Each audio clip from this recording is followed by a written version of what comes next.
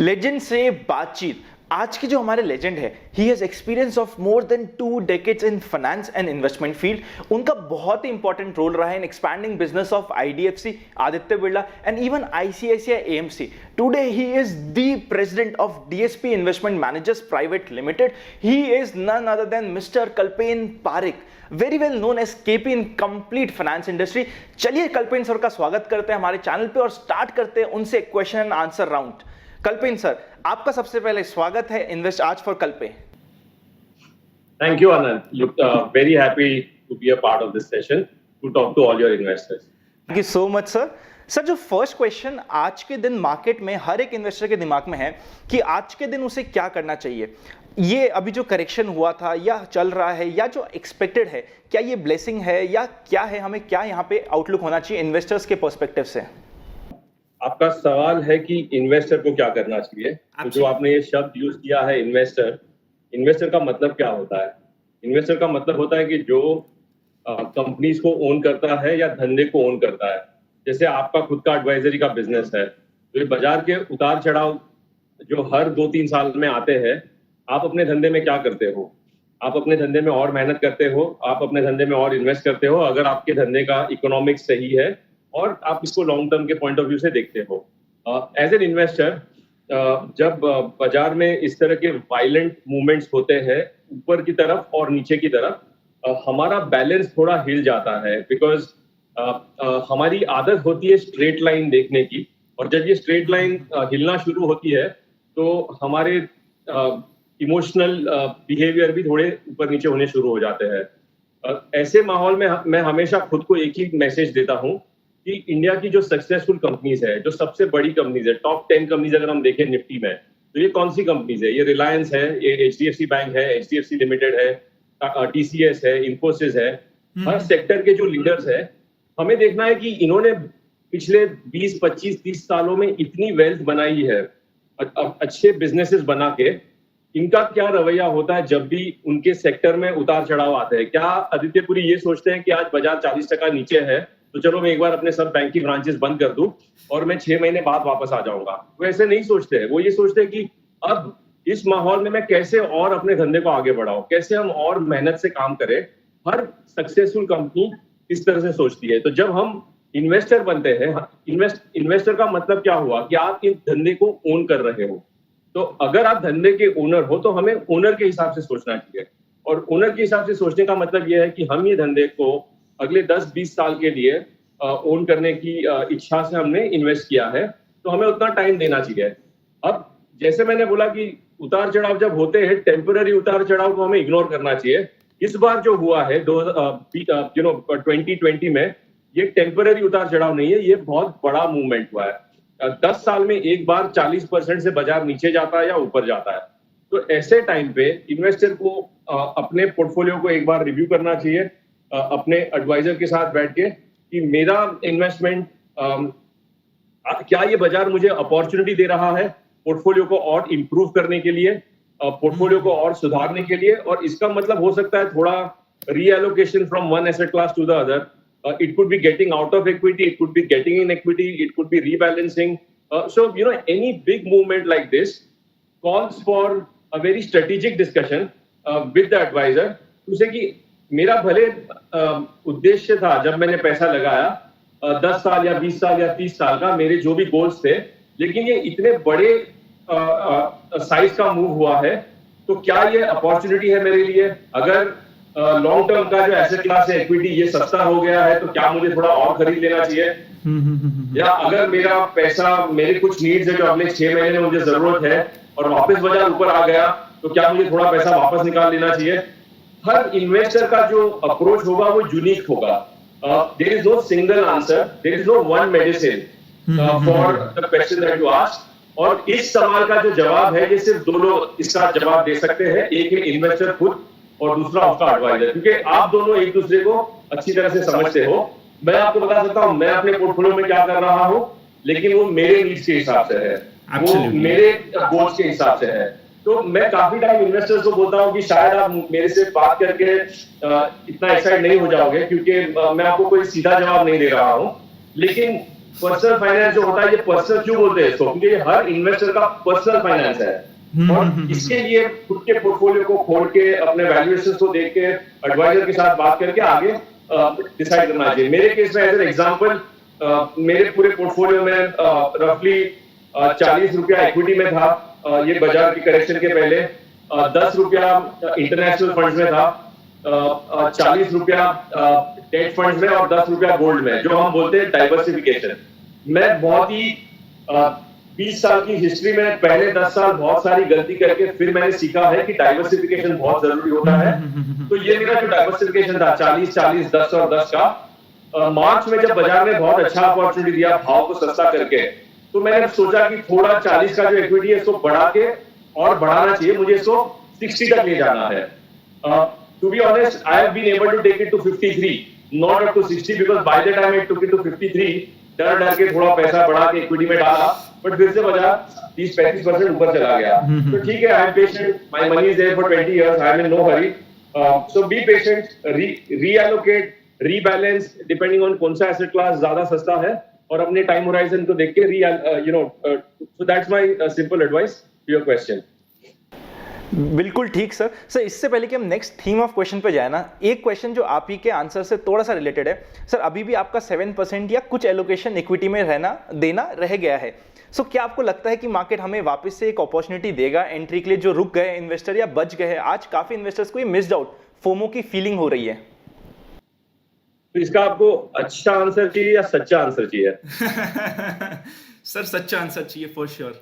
Okay, तो अभी देखिए, मैं अगेन हमारे इन्वेस्टर्स को, मेरे दोस्तों को, सबको मैं ये बताता हूँ कि अगर हमें ये नहीं पता था कि बाजार 40% से गिरने वाला है जनवरी में, तो हमें क्या पता होगा कि अगले 3-6 महीने में वापस ऊपर जाएगा या नीचे जाएगा।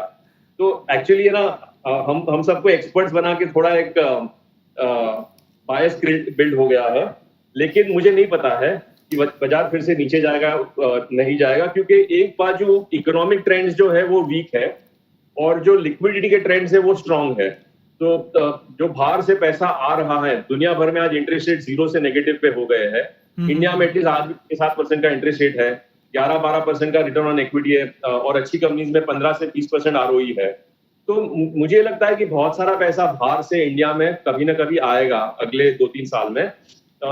हालांकि इंडिया के जो इन्वेस्टर्स है वो इस साइकिल में पैसा शायद अपना कम कर सकते हैं, क्योंकि इकोनॉमिक कंडीशन इंडिया की रिलेटिवली पुअरर हुई है, रिलेटिवली वीक हुई है। हम जो एक मेजर बोलते हैं कि हमारे सिटीजन्स की वेल्थ की जो हेल्थ है, वेल्थ की हेल्थ, वो हम कैसे मेजर करते हैं? पर कैपिटा GDP के हिसाब से। तो ये जो $2000 पे है, इसमें कोई बहुत ज्यादा हद से मुनाफा नहीं हुआ है। तो जो हमारे लोकल इन्वेस्टर्स हैं, इनके लिए इनका जो बिहेवियर होगा इक्विटी मार्केट की तरफ, वो शायद स्लो होगा।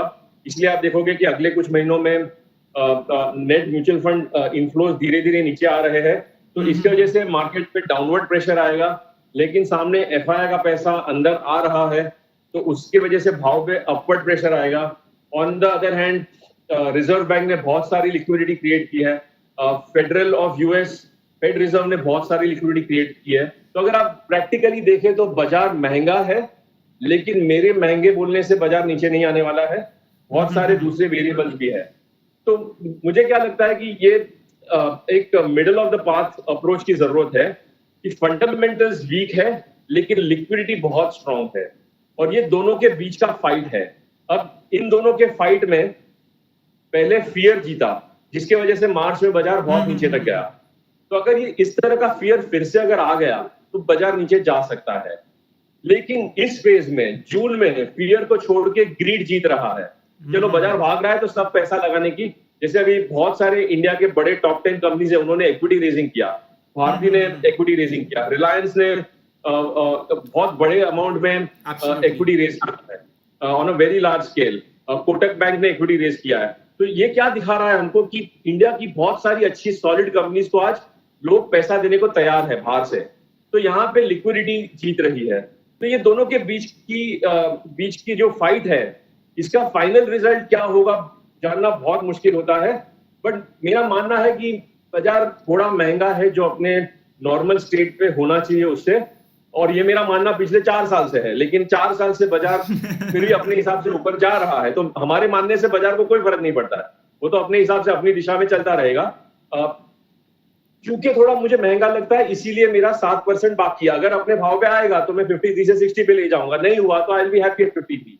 So sometimes you let the market win, and sometimes you just be an observer. You don't have to, try to capture every move of the market. As long as you're broadly in line with your asset allocation, I think I am happy with that.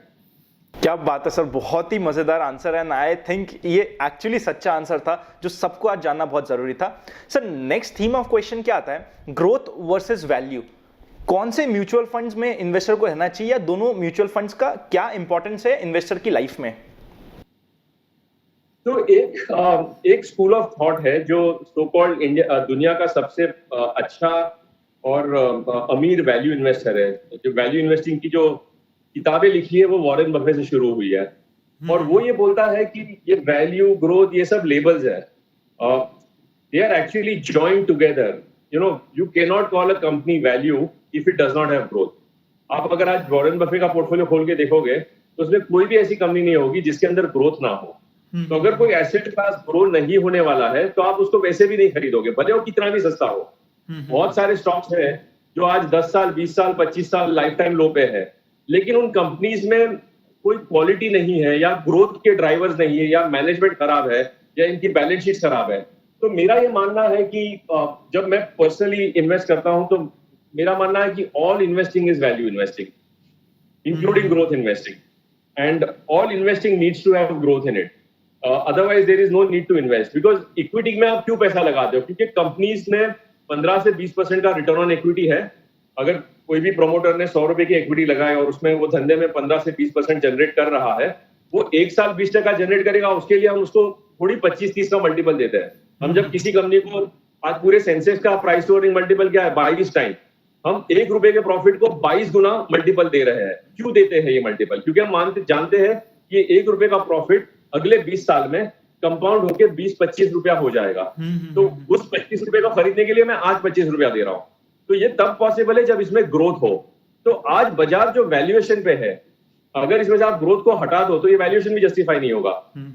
तो मेरा ये मानना है कि मैं इस label में काफी टाइम नहीं फंसूंगा। ये काफी सारे लेबल, मार्केटिंग के भी लेबल होते हैं, contrarian investing, momentum investing, growth investing, large cap, mid cap, small cap. Investing सिर्फ एक ही होता है कि अच्छी कंपनीज में इन्वेस्ट करो, अच्छे भाव पे इन्वेस्ट करो और अच्छे इन्वेस्टर बनो। ये 3 ही चीज हमारे कंट्रोल में है। अगर आप खराब कंपनी में इन्वेस्ट करते हो कोई भी भाव पे, तो ये स्पेक्यूलेशन होता है। भले वो कंपनी शायद 1 साल में डबल हो जाए, क्योंकि काफी टाइम होता है कि बहुत सारे कंपनी डबल भी होती है, बट वो स्टॉक का जो पेपर है वो डबल हुआ है, कंपनी में वैल्यू चेंज नहीं हुई है।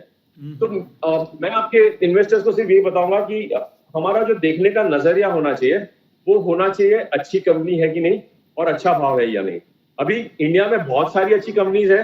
इंडिया में जितने भी म्यूचुअल फंड्स है, ज्यादातर सभी के इन्वेस्टमेंट्स अच्छी कंपनी में होते हैं, लेकिन भाव में फर्क है।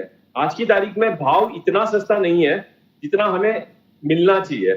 तो हमारी ख्वाहिश होती है कि हमें सस्ते में मिले, लेकिन ये भाव थोड़ा महंगा है और ये महंगे भाव को डील करने के लिए एसेट एलोकेशन के हिसाब से हम इसको डील कर सकते हैं। हैविंग सेड दैट, जो थोड़ा डिफरेंस है वैल्यू और ग्रोथ में, जिस तरह से हम सोचते हैं डीएसपी में, हम ये सोचते हैं कि जैसे हमारे पोर्टफोलियो में एक बाजू हिंदुस्तान लीवर का शेयर है, श्री सीमेंट्स का शेयर है, बजाज फाइनेंस का शेयर है, एचडीएफसी बैंक का शेयर है।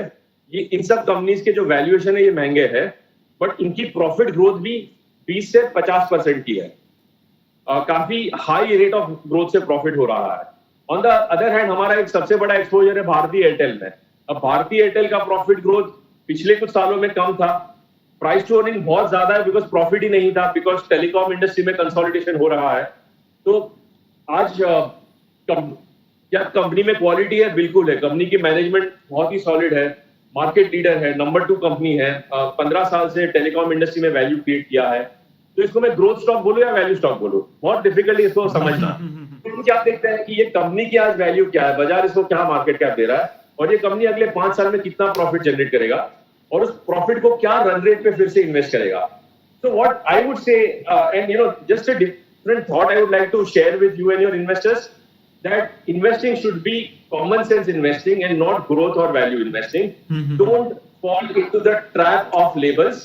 go for discipline of investing, go for principles of investing and rules of investing. So each fund house or each fund manager, in our fund house also there are 3 different styles. So they like to choose, so one fund manager will not own, let's say large conglomerates like Reliance, because he says I like single focus, single business companies. The other fund manager says that, I understand the way Reliance is, changing the entire business model of itself and could be a very large value creator in the next 10 years. So these are different approaches to investing, but don't get trapped in the argument of value and growth. Very correct sir, very correct sir. इसी से related या इसी का एक extension question ये आता है कि म्यूचुअल फंड्स की क्या रोल है इन्वेस्टर्स की लाइफ में, और mutual funds versus index funds का बहुत ज़्यादा हवा बनाया जा रहा है। आपका क्या ओपिनियन है इस चीज़ के ऊपर कि म्यूचुअल फंड का role and mutual fund versus index funds का कंक्लूजन?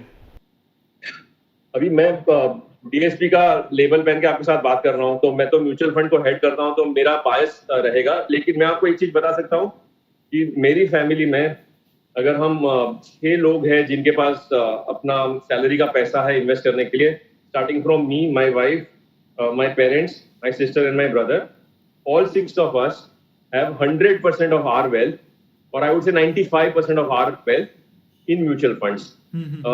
Because और मैं ये इसलिए नहीं बोल रहा हूँ because I am heading DSP mutual fund, because I genuinely believe that mutual funds से बेहतर democratized vehicle इन्वेस्टमेंट के लिए नहीं बना है। आज काफी लोग आज भी म्यूचुअल फंड को इक्विटी का प्रॉक्सी समझते हैं, जबकि ये गलत है। म्यूचुअल फंड आपको अलग अलग एसेट क्लास में वेल्थ क्रिएट करने का अपॉर्चुनिटी देती है। म्यूचुअल फंड में आप आपके सेविंग्स अकाउंट को रिप्लेस कर सकते हो लिक्विड फंड से। आप एफडी जैसा आपको अगर इन्वेस्टमेंट प्रोफाइल या होराइजन चाहिए, तो आपके पास फिक्स्ड मैच्योरिटी प्लान्स और कॉर्पोरेट बॉन्ड फंड्स है, शॉर्ट टर्म फंड्स है। बॉन्ड्स को रिप्लेस करने के लिए बॉन्ड फंड्स है, गोल्ड को रिप्लेस करने के लिए गोल्ड फंड्स है। हमारे पास एक फंड है जो दुनिया में जो गोल्ड माइन करती है उन कंपनीज के शेयर्स को खरीद, वो टाइप के फंड्स है। हम आज बात कर रहे हैं वेबएक्स पे। वेबएक्स बनाने वाली जो कंपनी है उसका नाम सिस्को है। या मेरा जो फोन आईपैड है ये एप्पल बनाता है। अगर आपको इन कंपनीज में इन्वेस्ट करना है तो इंटरनेशनल फंड्स है, इक्विटी फंड्स है, हाइब्रिड फंड्स है, हेज फंड्स है। म्यूचुअल फंड के थ्रू आपको जो भी एसेट क्लास में एक्सपोजर चाहिए आज की तारीख में, except real estate and commodities, all other asset classes are available too, number 1। Number 2, mutual fund में आप 500 रुपए से भी इन्वेस्ट कर सकते हो और 5,000 करोड़ भी लगा सकते हो, तो कोई भी इन्वेस्टर के लिए ये सही है।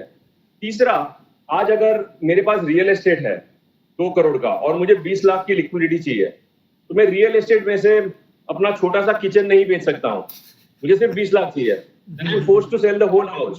But in a mutual fund, you can take as much money as you want. The flexibility it gives you, no other asset class gives you that flexibility. Fourth, the tax efficiency. After 3 years, all debt funds have significant tax advantage. क्योंकि आप mutual fund एक ऐसा asset class है जो inflation को beat करने में help करता है और इन्फ्लेशन को रिस्पेक्ट करके टैक्सेशन को कम भी करवा देता है। हम सबको पता है कि हमारे वेल्थ में 5% हर साल की कटौती होती है इन्फ्लेशन की वजह से। म्यूचुअल फंड का टैक्सेशन इसको रिस्पेक्ट करता है और हमें इंडेक्सेशन का बेनिफिट देता है। और last, liquidity, taxation, choice, flexibility, and the last thing is transparency. आज आप किसी भी बैंक के डिपॉजिट में पैसा लगाते हो, किसी भी इंश्योरेंस पॉलिसी में पैसा लगाते हो, आपको पता नहीं है वो पैसा आगे कहां लग रहा है। म्यूचुअल फंड में हर महीने के एंड में आखिरी रुपये तक पूरे पोर्टफोलियो को ट्रांसपेरेंसी हम डिस्क्लोज करते हैं। काफी टाइटली रेगुलेटेड इंडस्ट्री है, काफी ट्रांसपेरेंट है, कॉम्पिटिटिव है, इसीलिए इन्वेस्टर्स को चॉइस मिलता है। तो इन रीजन के वजह से मुझे लगता है कि म्यूचुअल फंड मेरे हर इन्वेस्टमेंट नीड, 1 दिन का पैसा हो या 30 साल का पैसा हो, हर इन्वेस्टमेंट नीड को आज पूरा करता है। और इसीलिए मेरा मानना है कि म्यूचुअल फंड बहुत ही सही वेहिकल है for a disciplined investor. I am not saying that आपको अगर आपके पास स्किल सेट है तो आपको स्टॉक्स अलग से नहीं खरीदने चाहिए। अगर आपके पास वो स्किल सेट्स है, अगर आप कंपनीज को एनालाइज कर सकते हो, बैलेंस शीट पढ़ सकते हो और डिसिप्लिन के साथ अपना पोर्टफोलियो बिल्ड कर सकते हो, तो वो भी एक अच्छा तरीका है वेल्थ क्रिएशन का। अगर आपको आरबीआई बॉन्ड 7.5-8% पे मिलते हैं तो वो भी एक अच्छा जरिया है। लेकिन सेम अपॉर्चुनिटी आज आपको हमारे गिल्ड फंड के थ्रू भी आप कैप्चर कर सकते हो। तो वो हिसाब से म्यूचुअल फंड काफी अच्छा व्हीकल है। आपका दूसरा सवाल था mutual fund versus index fund. Now index fund are also mutual fund. Actually I think your question is active versus passive, Active if I'm versus not mistaken. So Anand, here one big framework that I apply, मेरे दिमाग में जो formula होता है इन सब के बारे में, मैं कभी इस डिबेट में नहीं जाता हूँ ऑफ और। जब भी हमारे डिबेट में वो शब्द और आ जाता है या वर्सेस हो जाता है, हम एक दूसरे को एनिमीज बना देते हैं। मैं और के बजाय हमेशा एंड को यूज करता हूँ। Active and passive, alpha and beta, it's a combination.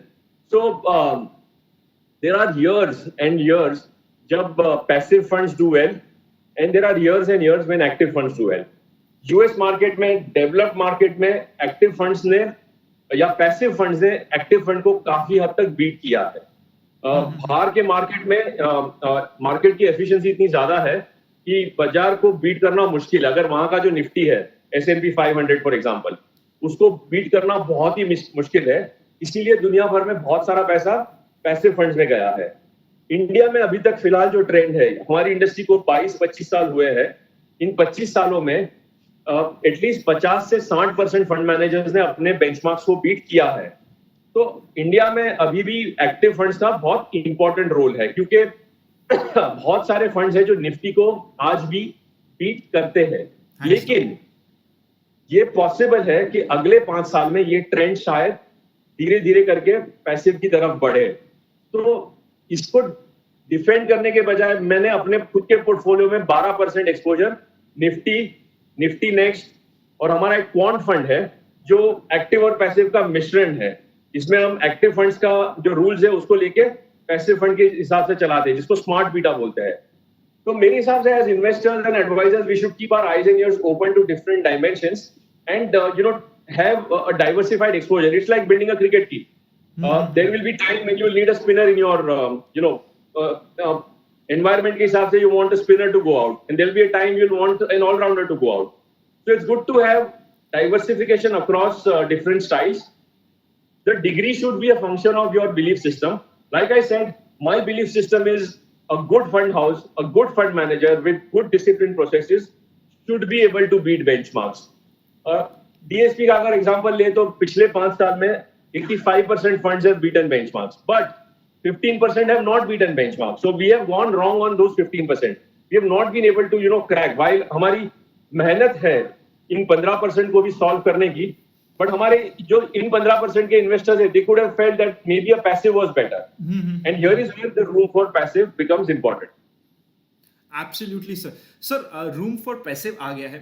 And what is role of advisor in managing funds for investors? उनका क्या रोल है, इम्पोर्टेंस है? मेरे हिसाब से the role of advisor is infinite, and the role of advisor is very precious, especially a good advisor. First of all, see, in every industry, 90% people are average, 10% people are good. So as money managers also, there will be 90% average money managers, 10 will be good. Scientists, 90 are average, 10 are good. India की cricket team में सिर्फ 11 लोग जाते हैं। बाकी हम सब जब कॉलेज में एस्पायर करते हैं, हमको भी we all feel we should have been in the cricket team, we are good players, but we never get there because the world is designed in such a way that few are good, more are average. Likewise in advisory also, few are very good, more will be average. So it is very important. I would say that investors would be blessed and lucky if they have very good advisors in their lives, because they play a very important role to go through this journey of ups and downs that asset classes and markets have. आज मुझे अगर योगा करना है, मुझे खुद को योगा करना आता है, मैं आज 12 साल से योगा कर रहा हूँ, लेकिन अगर मैंने योगा क्लास छोड़ दिया तो मेरी लेजीनेस मुझे 6 दिन में से मैं सिर्फ 2 दिन कर पाता हूँ, बाकी के 4 दिन I am not able to do. But because I have a yoga teacher who messages me at 6:57 in the morning that I am online, let's start. We start and we do it. So that discipline is maintained. If I have small health problems, I'll go and take a quick medicine. But if it is something important, then I will go to a doctor. So the role of an advisor is like a role of a coach, is the role of a teacher. And it can go a long way in helping a lot of our savers become better investors. Many times we feel that we know it all. If you know it all, maybe you can do yourself a good job in investing. But like I said, our duty as savers should be to earn more money and save more money, and then have a good advisor, and along with him build a team and create a journey of long-term investing. अगर बहुत सारे investors है आज भी, ये मैं data पढ़ रहा था कहीं पे कि इंडिया में अगर 1.5 से 2 करोड़ ब्रोकिंग अकाउंट्स है, और इन ब्रोकिंग अकाउंट्स के through lot of investors buy and sell stocks, some of them hold for long, some of them trade. If you take the average returns of all these 2 crore investors, most likely the returns will be less than Nifty. So here is where the role of a good advisor comes in. And I think at the same time, it is also a very big responsibility for advisors to learn the craft of investing, to be cutting edge, to stay ahead of the curve, to always be open and think of what are the good things for our investors. How should even advisors need to become better and better, investors need to become. So I think it's a journey where all of us have to keep getting better at our craft and build that ecosystem of good long-term investing. Absolutely sir, absolutely right sir. Sir, जो final conclusion मैं आपसे लूंगा उससे पहले मैं आपसे एक बड़ी ही अच्छी न्यूज़ शेयर करना चाहता हूँ.